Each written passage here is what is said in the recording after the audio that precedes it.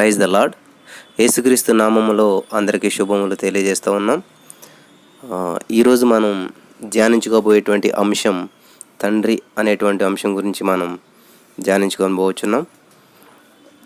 1 యోహాను 3:1 మనము దేవుని పిల్లలమని పిలువబడినట్లు తండ్రి మనకెట్టి ప్రేమను అనుగ్రహించునో చూడుడి. మనము దేవుని పిల్లలమే, ఈ హేతువు చేత లోకం మనలను ఎరుగదు. ప్రార్థన. స్తోత్రం దేవా, సర్వోన్నతుడ, సర్వాధికారి, నీ ఘనమైన నామానికి లెక్కలేని స్తుతులు, స్తోత్రాలు, వందనాలు, కృతజ్ఞతాస్తుతులు చెల్లిస్తూ ఉన్నాం. నీవు ఇచ్చినటువంటి మహోన్నత కృపను బట్టి, నీవు చూపిన ప్రేమను బట్టి నా ప్రభా, ఈ రోజు నా ప్రభా మేమంతా సజీవ లెక్కలో ఉండి మరి నా ప్రభా చక్కటి ఆరోగ్యంతో నా ప్రభా నిన్ను స్తుతించగలుగుతున్నాం. ఇదంతా నీ యొక్క ఉచితమైన మహాకృప నా ప్రభా. మరి ఈరోజు వాక్య ధ్యానం చేయుచుండగా తండ్రి అనే అంశాన్ని ధ్యానిస్తుండగా అద్భుతమైనటువంటి విషయాలు మాతో మాట్లాడమని మా రక్షకుడు ప్రభు యేసు నామమున నడుచు ప్రార్థన చేసి పొందుకుని ఉన్నామా పరమ తండ్రి, ఆమేన్. చూడండి ఇక్కడ 1 యోహాను 3:1 మనము దేవుని పిల్లలమని పిలువబడినట్లు తండ్రి మనకి ఎట్టి ప్రేమను అనుగ్రహించును చూడుడి. ఎట్టి ప్రేమ మనకి ఇది యోహాను పత్రిక నేను చెప్పింది. ఇప్పుడు చెప్పబోయేది యోహాను సువార్త 3:16 మనం చూసినట్లయితే, దేవుడు లోకమును ఎంతో ప్రేమించెను కాగా ఆయన తన అద్వితీయ కుమారునిగా పుట్టిన వాని యందు విశ్వాసముంచు ప్రతివాడును నశింపక నిత్య జీవం పొందినట్లు ఆయనను, అనగా ఎవరిని? యేసుప్రభువు వారిని మనకు అనుగ్రహించెను. లోకము తన కుమారుని ద్వారా రక్షణ పొందుటకే గాని లోకమునకు తీర్పు తీర్చుటకు దేవుడు ఆయనను లోకములోనికి పంపలేదు. నా ప్రియమైనటువంటి సహోదరి స్నేహితులారా, దేవుని వాక్యాన్ని వినిచినటువంటి మీరు దేవుని ప్రేమను అర్థం చేసుకోవాలి. ఈరోజు దేవుడు మనకి ఏమిచ్చాడంట? దేవుని పిల్లలమని పిలువబడినట్లు తండ్రి ఎవరిని మనకిచ్చాడు? యేసుప్రభువుని కుమారుని మనకి ఈ లోకంలోనికి పంపడం జరిగింది. తండ్రి ప్రేమను మనం గుర్తించాలని చెప్పేసి తండ్రి చేసిన త్యాగాన్ని మీకు చూపాలని చెప్పి నేను ఒక చిన్న వీడియో క్లిప్ని మీ మధ్య తీసుకురావడం జరిగింది. ఈ వీడియోలో తండ్రి తన ఇద్దరు కుమారులతో కలిసి ఒక అడవి గుండా వెళ్తున్నటువంటి సమయంలో వాళ్ళకి ఒక భయంకరమైనటువంటి శబ్దం వినిపిస్తుంది అన్నమాట. అది గమనించినటువంటి తండ్రి కుమారుడిని కొంచెం ముందుకు వెళ్ళమని చెప్పి తండ్రి వెనకాల ఉండి అబ్జర్వ్ చేస్తాడు. ఏంటా సౌండు, ఎక్కడి నుంచి వస్తుందా ఏంటని అబ్జర్వ్ చేసినప్పుడు ఆ తండ్రి గమనించినట్టుది ఏంటంటే, వెనకాల ఏదో భయంకరమైనటువంటి జంతువు వస్తుంది అని చెప్పి తన కుమారుడి చేతిలో చిన్న కుమారుడు ఉన్నప్పుడు చూస్తాడనమాట. ఏంటా ఆ జంతువు అని చెప్పి దాన్ని పరిశీలన చేసినప్పుడు తన కుమారుని ముందుకు వెళ్ళమని చెప్పి సైగ చేసి, నువ్వు వెళ్ళు, పక్కకి వెళ్ళి దాక్కో అని చెప్పి తండ్రి కూడా వెళ్ళి ఒక చెట్టు పక్కన ఇద్దరు కూడా దాక్కోవడం జరుగుతుంది అనమాట.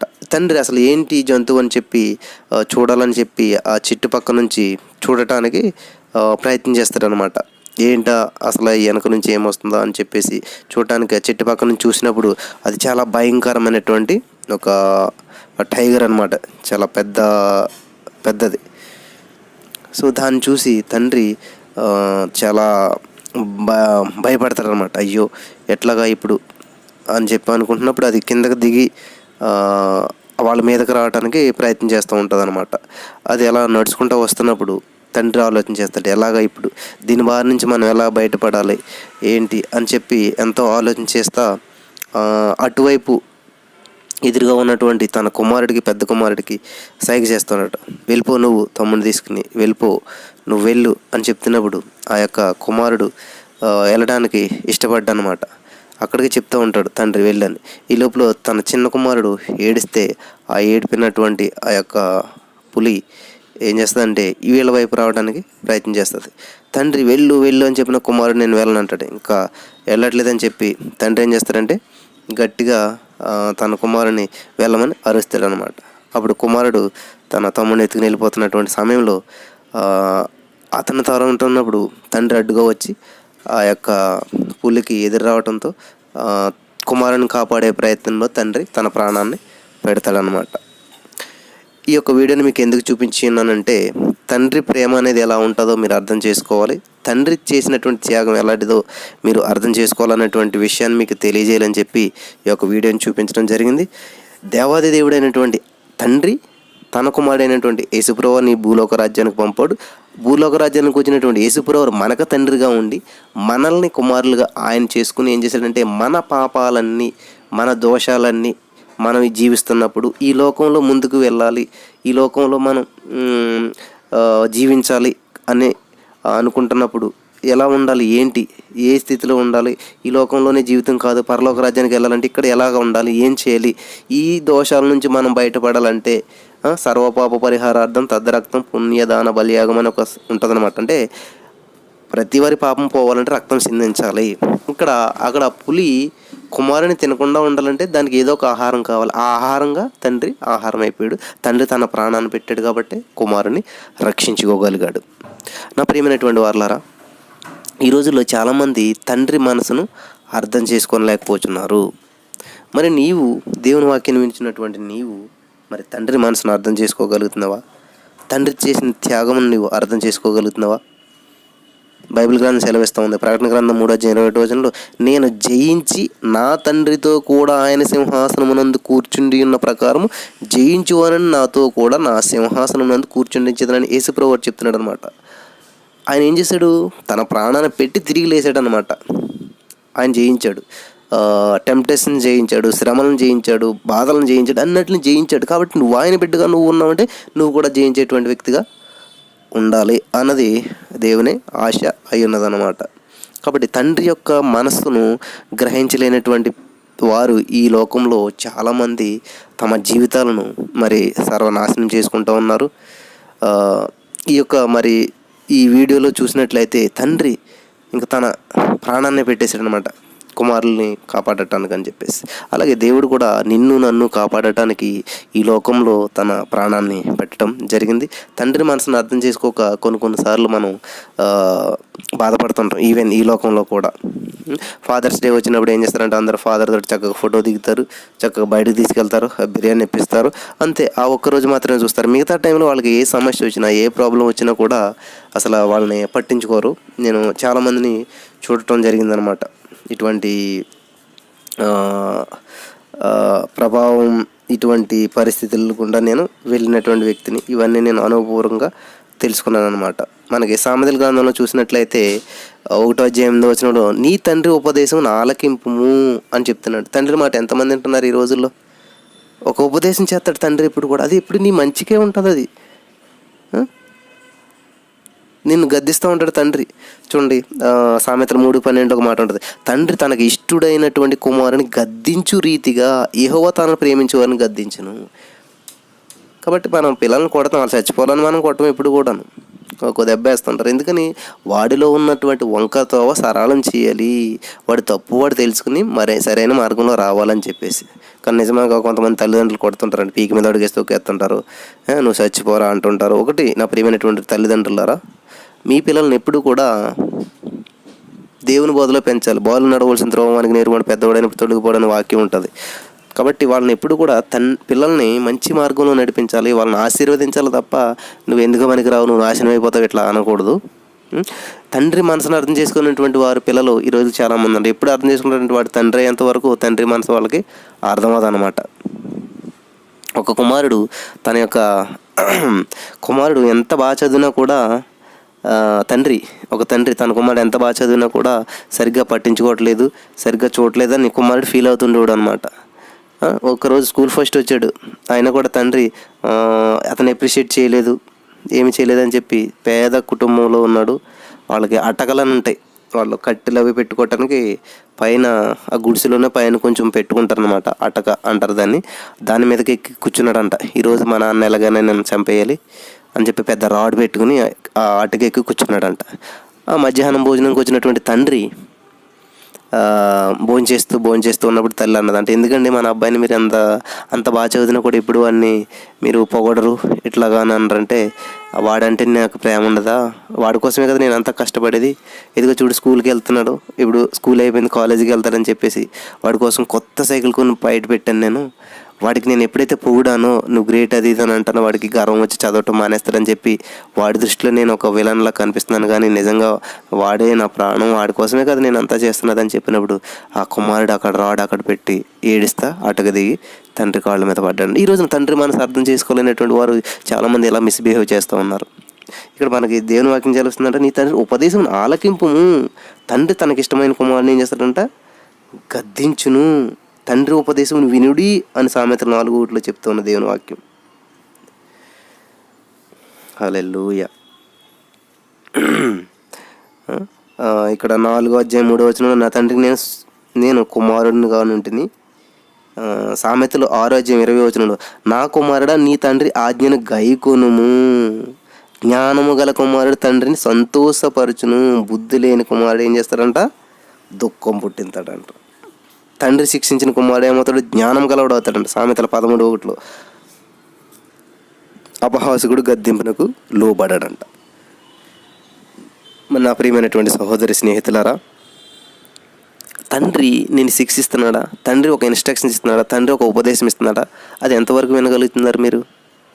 ఈ లోకానుసారమైనటువంటి తండ్రి అవ్వచ్చు, పరలోకసారమైనటువంటి తండ్రి అవ్వచ్చు, ఆత్మీయంగా అవ్వచ్చు, ఈ లోకానుసారంగా అవ్వచ్చు. మీరు ఈ లోకంలో తల్లిదండ్రులు కూడా మనల్ని ఎప్పుడు కూడా చెడిపోవాలన్న ఉద్దేశంతో గైడెన్స్ ఎవరు?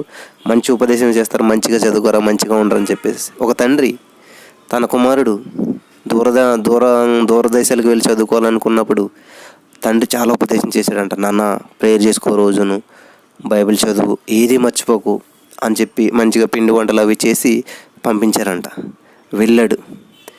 వెళ్తా ఉన్నప్పుడు చక్కగా కుమారుడికి ఒక బైబిల్ ఇచ్చాడంట. బైబిల్ ఇచ్చి, నాన్న యోహాను సువార్త లాస్ట్లో ఒక మాట ఉంటుంది, దేవుడు ఒక మాట చెప్పాడు, నేను లోకమును జయించున్నాను కాబట్టి మీరును జయింతురు, లోకంలో శ్రమలు సంభవించిన అయినను ధైర్యం తెచ్చుకోండి అని ఒక మాట చెప్పాడు. నాన్న ఏసే అది చదువుకున్నాను. అక్కడ నీకు శ్రమలు వచ్చినప్పుడు 91 కీర్తన చదువుకున్నాను. నిన్న ఎవరైనా మాస్టర్లు ఏదైనా ఇబ్బంది పెట్టినప్పుడు పలానా అధ్యాయం పలానా వచనం చదువుకున్నాను. నీకు ఒకవేళ ఆకలి వేసినప్పుడు నాన్న పలానా చోట పలానా వచనం ఉంటే చదువుకున్నా. అన్ని రెఫరెన్స్లు ఆయన ఒక పేపర్ మీద రాసి ఇచ్చాడంట. నిన్ను ఏదైనా స్కూల్ ఫీజు అడిగిన పలానా రెఫరెన్స్ అది ఇవన్నీ రాసి ఇచ్చినప్పుడు ఏదో చెప్తాడులే అని చెప్పి సరే అంట ఏం చేశాడు? బస్సు ఎక్కడు, వెళ్ళిపోయింది. కొన్ని రోజులు గడిచింది. తండ్రి ఇచ్చినటువంటి పిండి వంటలు అన్నీ అయిపోయినాయి. ఇంకా తన దగ్గర ఏమిటంటే డబ్బులు ఏమీ లేవు. చాలా బాధపడుతున్నాడు. తినడానికి కూడా ఏమీ లేనటువంటి పరిస్థితి. ఎలాగోలని మేనేజ్ చేయాలని చేశాడు, కొన్నాళ్ళు చేశాడు. కానీ తర్వాత చూసేసరికి ఇంకా చాలా ఇరిటేషన్ వచ్చేసింది. ఏంటి నా తండ్రి ఎట్లా చేశాడు? అసలు తండ్రికి నా మీద ఏమి జాలి లేదా?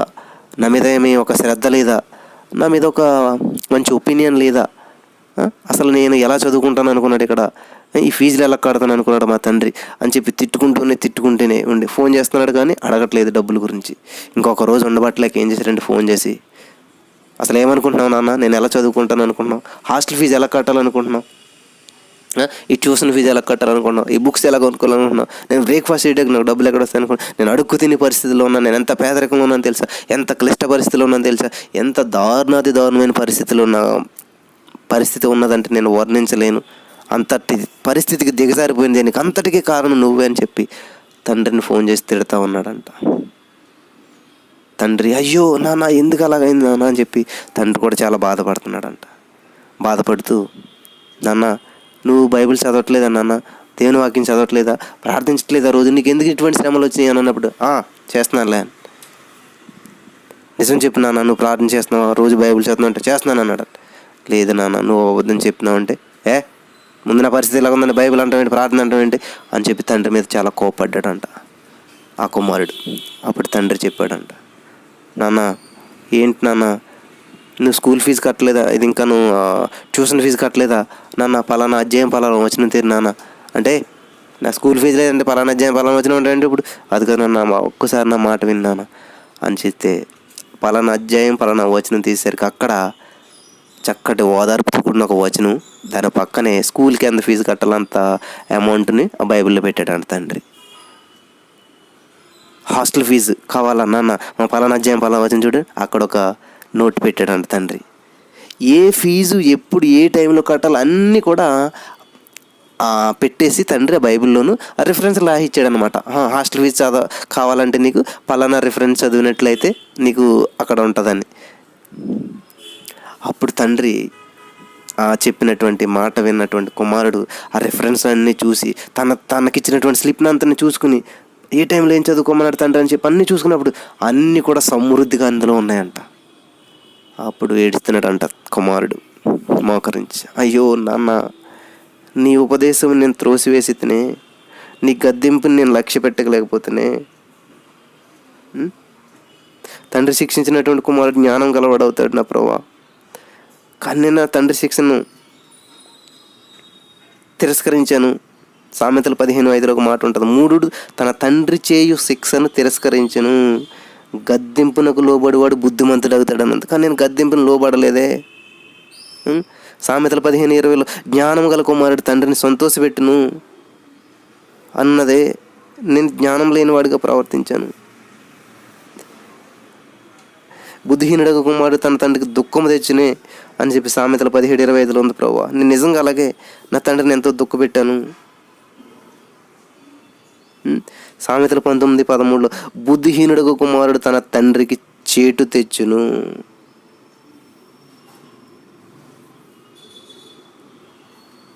ప్రభువా సామెతల 23:22 నిన్ను కనిన నీ తండ్రి ఉపదేశమును అంగీకరించమని చెప్పావు నా ప్రభువా.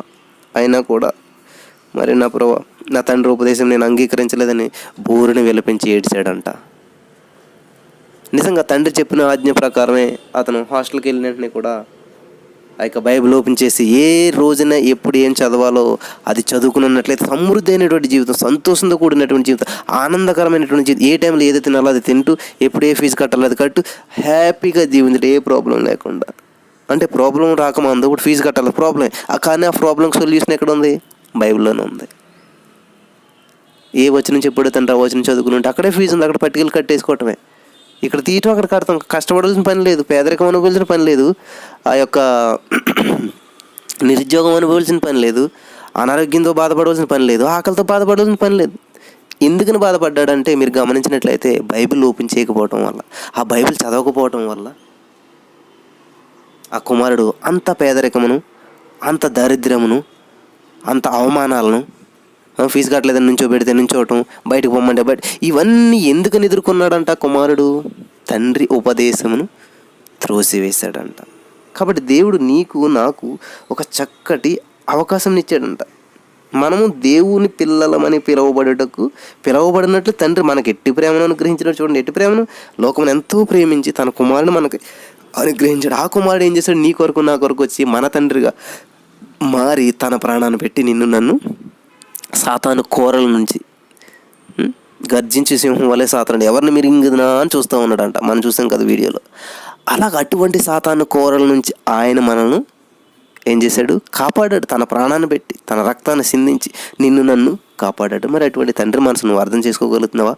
ఈ కుమారుడు ఆ తండ్రి మనసును అర్థం చేసుకున్నట్లయితే మరి ప్రతిరోజు బైబిల్ చదివేవాడు, ప్రతి పూట బైబిల్ చదివేవాడు, ఆ బైబిల్లో ఉన్నటువంటి వాక్యాన్ని తన ఆత్మను సంతృప్తిపరిచేసి తనకు కావాల్సిన అవసరాలన్నీ కూడా తీరేవి. అసలు బైబిలే ఓపెన్ చేయలేదు ఆ కుమారుడు ఎప్పుడు కూడా.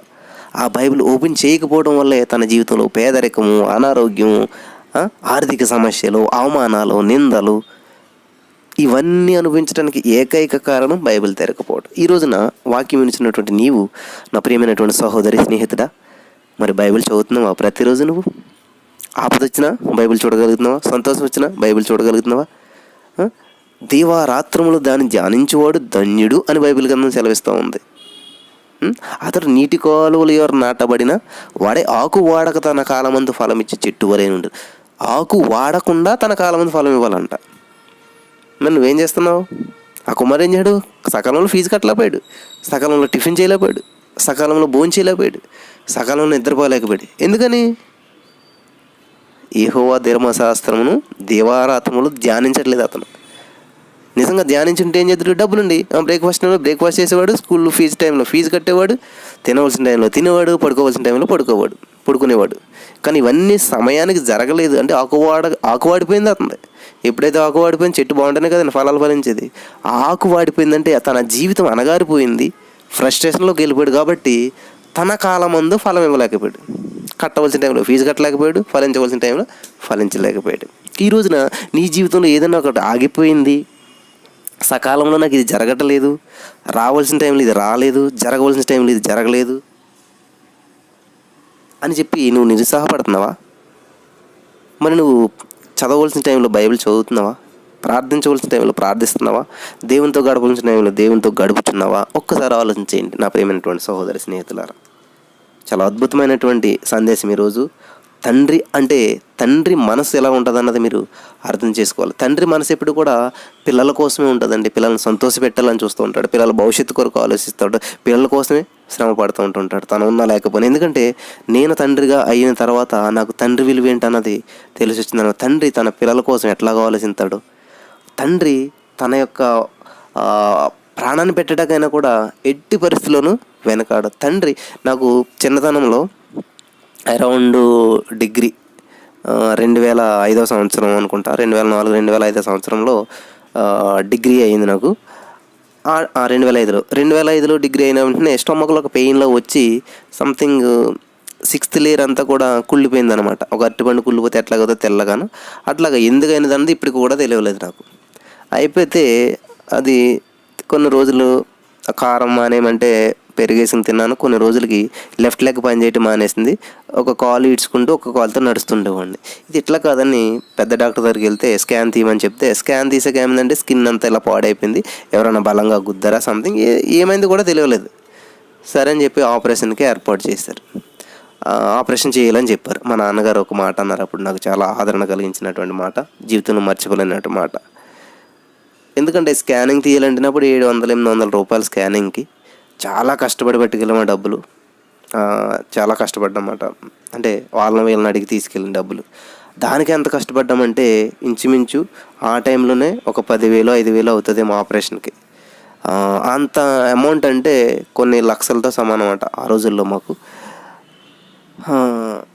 ఇంకేం చేయాలో తెలియనటువంటి పరిస్థితుల్లో నాకున్న బాధ కంటే డబ్బు ఎలా వస్తుంది అన్నటువంటి ఆలోచన ఎక్కువైంది. మా నాన్నగారు కూడా చూశారు నా పరిస్థితిని, ఆలోచించారు. నా భుజం మీద చేశారు మా నాన్నగారు. ఒక మాట అన్నారు, నువ్వేమీ బాధపడకరా, మనకున్నటువంటి ఇల్లు వాకిల్ ఆస్తి సమస్తం అమ్మేసైనా నిన్ను నేను బాధింతానన్నారు. నాకు నిజంగా ఆ మాట హృదయంలో ఇప్పటికీ కూడా భద్రపరుచుకున్నాను. ఎందుకంటే నా తండ్రికి నా ప్రాణ విలువ ఎంత అంటే తనకున్న సమస్తాన్ని విడిచిపెట్టేసేటువంటి అంతటి గొప్పదనమాట. అంటే నన్ను ఎలాగైనా బ్రతికించుకోవటానికి ఆయనకున్న సమస్తము విడిచిపెట్టేస్తున్నాడు అనమాట. ఆయనకున్న ఇల్లు అమ్మేస్తే ఇంకా ఎక్కడ ఉంటారు, ఉండటానికి ఉండదు. వాకలు అంటే కనీసం ఉన్న భూమి ఏదైనా కూడా అన్నీ అమ్మేసరి నేను బాగు చేస్తాను, నువ్వేం భయపడకు, ధైర్యంగా ఉండు అన్నప్పుడు నాకు ఇప్పుడే కన్నీళ్ళు అవుతుందంటే అప్పుడు ఇంకా ఎట్లా ఫీల్ అయి ఉంటానో మీరు అర్థం చేసుకోండి. అంటే నా ప్రియమైనటువంటి వాళ్ళు, అది మీకు ఎందుకు చెప్తున్నానంటే నా నా యొక్క ఎక్స్పీరియన్స్. తండ్రి అనేటువంటి వాడు పిల్లల పట్ల ఎంత ప్రేమ కలిగి, మరి మీ పిల్లలు మీరు రొట్టె ముక్క అడిగితే మీరు రాతనిస్తారా? ఇవ్వరే. మీరు ఈ లోకంలో తండ్రులు మీరు ఎలాగ ఆలోచించే పరలోకం ముందు ఉన్నటువంటి తండ్రి మీకోసం ఇంకెంత అలాగో ఆలోచిస్తాడో అని మరి చెప్తా ఉన్నాడు అనమాట దేవుడు. కాబట్టి సేఫ్ జోన్లో బ్రతికేస్తూ తండ్రి చోటును బ్రతుకుతున్నారా? అబ్రహాంతో దేవుడు ఒక మాట అన్నాడు. మనం బైబిల్ గ్రంథం చూసినట్లయితే ఆదికాండం 12:1 యెహోవా అంటున్నాడు, నీవు లేచి నీ దేశము నుండి, నీ బంధువుల యొద్ద నుండి, నీ తండ్రి ఇంటి నుండి బయలుదేరి నేను చూపించే దేశమునకు వెళ్ళుము అంటున్నాడు. ఎందుకని వెళ్ళాలి? ఎవరైనా తండ్రితో కలిసి ఉండమని చెప్తారు కానీ మరి దేవుడు ఏంటి తండ్రిని యొద్ద నుంచి విడిచి వెళ్ళు అని చెప్తూ ఉన్నాడు. ఆదికాండం 17:4 నీవు అనేక జనములకు తండ్రి వగుదువు. నీవు తండ్రి దగ్గర ఉంటాం కాదు, నిన్ను అనేక జనములకు తండ్రిగా చేస్తానని చెప్తున్నాడు దేవుడు. హల్లెలూయా, వాట్ ఏ వండర్ఫుల్ కదా. నీవు అప్పు తెచ్చుకోవడం కాదు, నీవు అనేక జనములకు అప్పు ఇచ్చేలాగా చేస్తానంటున్నాడు దేవుడు. నీవు అందరినీ ప్రార్థన చేయమంటాడు కాదు, నువ్వు అనేక మందికి ప్రార్థించే వ్యక్తిగా చేస్తాను. నీవు ఆశీర్వాద కొరకు ఎదురు చూస్తాం కదా, నీవు అనేక మందికి ఆశీర్వాదకరంగా మారే వ్యక్తిగా చేస్తాను దేవుడు అని చెప్తూ ఉన్నాడు. 17:5 ఉంది ఆదికాండం. మరి ఇక మీద నీ పేరు అబ్రాహాము అనబడదు, నేను అనేక జనములకు తండ్రిగా నియమించితిని కనుక నీ పేరు అబ్రహాము. ఏమీ లేదండి అక్కడ, కానీ దేవుడు ఏం చేస్తాను కాబట్టి దేవుడు ఇచ్చేటువంటి వాగ్దానాలు అన్నీ ఎలా ఉంటాయి? తండ్రి మనల్ని ఎప్పుడు కూడా, ఆయన తండ్రి కాబట్టి మనల్ని కూడా తండ్రి పొజిషన్లోనే చూడాలనుకుంటాడు. ఆయన ఆశీర్వాదకర్త కాబట్టి మనం కూడా ఆశీర్వదించేవారుగా చూడాలన్నది దేవుని ఉద్దేశం అనమాట. దేవునికి స్తోత్రం. మరి 1 సమూయేలు 21 అంటాడు, 1 సమూయేలు 20:1 దావీదుని సౌలు చంపేయాలనుకున్నప్పుడు అక్కడ యోనతాన్తో ఒక మాట అంటాడు. దావీదు రామాలో నాయోతు నుండి పారిపోయి యోనతాను వద్దకు వచ్చి, నేను చేసిన దోషమేమి, నా ప్రాణం తీయవెదిగినట్లు నీ తండ్రి దృష్టికి నేను చేసిన పాపం ఏమని అడుగుతున్నాడు అక్కడ. అంటే సౌలు కుమారుడు యోనతాను. నేనేం చేశాను, తప్పు ఏం చేశాను అని చెప్పి అడుగుతున్నాడు. ఈరోజు నాకు కొంతమంది కొన్ని విధాలుగా ప్రవర్తిస్తూ ఉంటారు. తండ్రులు కొంతమంది దోషం చేసేటువంటి వారు లేరు, కానీ ఉన్నారు అందరూ అన్ని విధాలు అనేటువంటి వారు. కానీ ఇక్కడ చూడండి, తండ్రిని విడిచిపెట్టి రమ్మంటున్నాడు దేవుడు. తండ్రిని విడిచిపెడితే ఎలా ఉంటుంది మనకు? చూడండి ఇక్కడ దేవుడు విడిచిపెట్టి రమ్మంటే, ఇప్పుడు ఒక కోడిగుడ్డు ఉన్నదండి, దానికి అది లోపల నుంచి వస్తే పిల్లలు వస్తుంది బయటికి. మనం దాన్ని పగలగొడితే, బయట నుంచి పగలగొడితే ఏమవుతుంది? జీవం పోతుంది, చచ్చిపోతుంది. అది అదే లోపల నుంచి వస్తే జీవం బయటకు వస్తుంది. కాబట్టి దేవుడు నిన్ను పిలిచినప్పుడు, దేవుడు నిన్ను రమ్మన్నప్పుడు వస్తే నీకు ఆశీర్వాదం వస్తుంది. అలా కాక నీ ఇష్టానుసారంగా నువ్వు చేస్తే శాపం, ఆశీర్వాదం రాదు. ఈరోజు చాలామంది తన ఇష్టానుసారంగా చేస్తున్నటువంటి పనుల వల్లనే కొన్ని విషయాల్లో ప్రాబ్లమ్స్ని ఫేస్ చేస్తూ ఉన్నారు. దయచేసి అర్థం చేసుకోండి. ఒక తప్పిపోయినటువంటి కుమారుడి స్టోరీ చూసినట్లయితే, తండ్రి దగ్గర తనకు తాను వెళ్ళిపోయాడు, తన ఇష్టానుసారంగా వెళ్ళిపోయాడు. తండ్రి దగ్గర ఉన్నప్పుడు ఎంత సెక్యూర్డ్గా ఉన్నాడు, తండ్రి దగ్గర ఉన్నప్పుడు ఎంత ఆనందంగా ఉన్నాడు.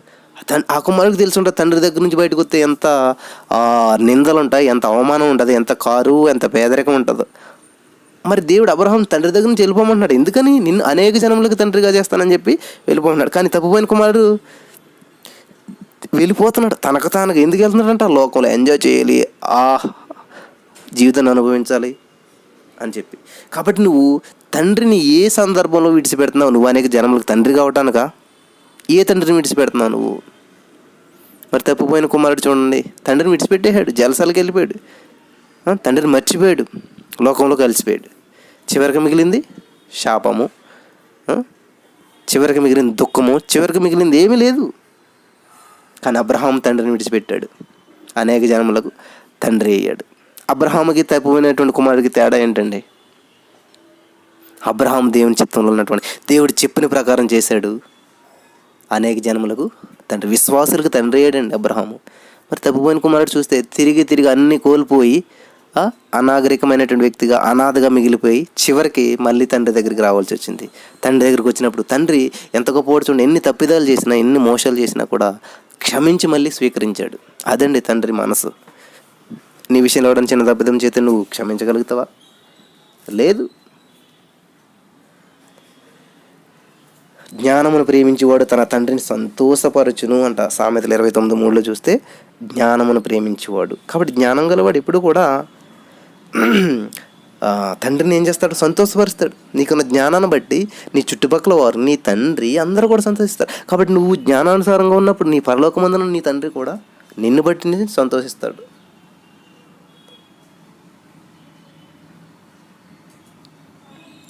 నా ప్రియమైనటువంటి సహోదరి స్నేహితులారా, మరి తండ్రి గురించి చాలా అద్భుతమైనటువంటి విషయాలు మనం గ్రహిస్తూ వచ్చాం ఈరోజు. మరి తండ్రి ఉపదేశం నువ్వు అంగీకరిస్తున్నావా? తండ్రి చెప్తున్నటువంటి బోధన త్రోసివేస్తున్నావా? తండ్రికి అవమానాన్ని తెస్తున్నావా? తండ్రిని సంతోషపెట్టేటువంటి బిడ్డగా నువ్వు ఉన్నావా? దయచేసి ప్రతి వారు ఆలోచించేయండి. ఎంతో అద్భుతమైనటువంటి విషయాలను దేవుడు మనకి మాట్లాడుతూ ఉన్నాడు. మరి ఆది అందు మనం చూసినట్లయితే ఏసావు, నా తండ్రి వద్ద ఒక దీవెన ఉన్నదా, నా తండ్రి నన్ను కూడా దీవించమని తన తండ్రితో ఏసావు వెలుగెత్తాడుగా, అతని తండ్రి ఏం చెప్పాడు? ఒక్క దీవెన కూడా లేదు నాన్న, అన్నీ నీ తమ్ముడికి ఇచ్చేసాను అని చెప్తున్నాడు. నాన్న నన్ను దీవించు, ఒక్క దీవెనైనా అయ్యి అని బాధపడుతున్నాడు. దేవుని వాక్యాన్ని వింటున్నటువంటి మీరు మరి దేవుని సంతోషపెట్టేవారుగా ఉన్నారా? దేవుని మహింపరిచేటువంటి వ్యక్తులుగా మీరు ఉన్నారా? మరి ఏ తండ్రి దగ్గర మీరున్నారు? అబ్రహాం తండ్రిని విడిచిపెట్టాడు, అనేక జనములకు తండ్రిగా అయ్యాడు. తప్పిపోయిన కుమారుడు తండ్రిని విడిచిపెట్టాడు, కనీసం తినడానికి తిండి లేకుండా కూడా అయిపోయాడు. కాబట్టి నువ్వు అబ్రహాములాగా అనేక జనములకు తండ్రిగా, అనేక మందికి ఆశీర్వాదకరంగా, అనేక మందికి దీవెనకరంగా ఉండాలంటే ఎట్లా? యేసుప్రభువు కూడా అంటారు, తండ్రి నన్ను ఎలా చేయి విడిచిపెట్టితివి అని చెప్పేసి సిలువ మీద నుంచి. తండ్రిని విడిచిపెట్టినటువంటి అనుభవం ఎలా ఉంటుందంటే చాలా ఘోరాతి ఘోరంగా ఉంటుంది. అది వర్ణించలేము, ఆ బాధను మనం అనుభవించలేము. అలా మరి తండ్రిని విడిచిపెట్టిరమ్మన్నాడు అబ్రహాముని దేవుడు. విడిచిపెట్టి వచ్చాడండి. మంచిగా ఉన్నటువంటి జీవితం డేరాల్లో జీవించాడు, శ్రమలు అనుభవించాడు, బాధలు అనుభవించాడు. తండ్రి అనేక జనములకు తండ్రిగా వెంటనే చేసేలేదు దేవుడు. అన్నీ తెలిసిన తర్వాత ఆశీర్వదించాడు, గొప్ప చేశాడు. అబ్రహాము ద్వారా అనేక దేశాలను ఆశ్రయించేటువంటి స్థితికి నీ ద్వారా అనేక దేశములు, అనేక జనములు ఆశ్రయించబడతాయని చెప్పాడు. మరి వాక్యం వినిచినటువంటి నా ప్రియమైనటువంటి సహోదరి స్నేహితుడా, మరి నీ ద్వారా అనేక జనములు ఆశ్రయించబడాలనుకుంటున్నావా? నీవు అటువంటి తండ్రిగా ఉండాలనుకుంటున్నావా? మరి నిన్ను కని నీ తండ్రి ఉపదేశం నువ్వు అంగీకరిస్తున్నావా? ఈ లోకానుసారమైనటువంటి తండ్రిని కూడా సంతోషపెట్టాలి, పరలోకమందునటువంటి నీ తండ్రి కూడా నిన్ను బట్టి సంతోషపడాలి. మరి ఇంతవరకు కూడా నీ తండ్రిని నువ్వు నిర్లక్ష్యం చేసినట్లయితే, ఇంతవరకు కూడా నీ తండ్రి యొక్క ఉపదేశం నువ్వు పట్టించుకోలేనట్లయితే, ఇప్పుడే నాలో మార్పు వచ్చిందండి, నేను ఈ వాక్యం వినడం ద్వారా ఇక నుంచి ప్రతిరోజు తండ్రితో మాట్లాడతాను, అంటే ప్రతిరోజు బైబిల్ చదువుతాను అని మీరు నిర్ణయం తీసుకున్నట్లయితే, ప్రతిరోజు తండ్రికి విలువనిస్తాను, తండ్రి ఉపదేశం కొట్టివేయను, నా మనసు మార్చుకున్నానంటే మీరు మోకరించినట్లయితే మీ కొరకు నేను చిన్న ప్రార్థన చేయాలనుకుంటున్నాను. స్తోత్రం దేవా, సర్వోన్నతుడా, సర్వాధికారి. మరి నా ప్రభా, ఎవరైతే ఇక్కడ అద్భుతమైనటువంటి నిర్ణయాన్ని తీసుకున్నారో, ఇంతవరకు నా ప్రభా తండ్రి ఉపదేశం కొట్టివేసి తండ్రిని పట్టించుకోకుండా వాళ్ళ ఇష్టానుసారంగా జీవించారు, వారితో మాట్లాడండి నా ప్రభా. వీరు తీసుకున్న నిర్ణయం ద్వారా ఇక నుంచి తండ్రిని ప్రేమగా చూసుకునేటువంటి మనసును దయచేయండి. తండ్రి ఉపదేశమును కొట్టివేయకుండా, తండ్రిని చెప్పేటువంటి బోధను నా ప్రభా త్రోసివేయకుండా, తండ్రి చెప్పేటువంటి బోధన అంగీకరించి తండ్రిని సంతోషపెట్టేవారుగా, జ్ఞానమును ప్రేమించి వాళ్ళ యొక్క తండ్రిని సంతోషపెట్టేటువంటి కుమారులుగా చేయమని, ఈ లోకమందును పరలోకమందును కూడా నా ప్రభా, ఈ లోక సంబంధమైనటువంటి పనులను పరలోక సంబంధమైన పనుల్లో కూడా నా ప్రభా నిన్ను సంతోషపెట్టేవారికి వీరంతా ఉండినట్లు, నీ నామాన్ని మహింపరిచే బిడ్డలుగా వీరి జీవితాలు ఉన్నట్లు సహాయం చేయమని దీవించి ఆశీర్వదించి బలపరిచిన ప్రభా, నీ ఉచితమైన మహాకృపను బట్టి వీరందరినీ నీ రక్తంలో భద్రపరిచి వీరందరూ నువ్వు కుమారులకు నువ్వు ఇచ్చినటువంటి అధికారం ఉపయోగించుకొని నీ నామాన్ని బట్టి అనేక మందికి ఆశీర్వాదకరంగా, అబ్రహామును అనేక మందికి తండ్రికి ఎలాగైతే చేసావో వీరందరినీ కూడా అటువంటి రీతిలో నడిపించి బలపరిచి స్థిరపరచమని మా రక్షకుడు ప్రభువు యేసు నామమున నడుచు ప్రార్థించి పొందుకుని నామ పరమ తండ్రి, ఆమెన్.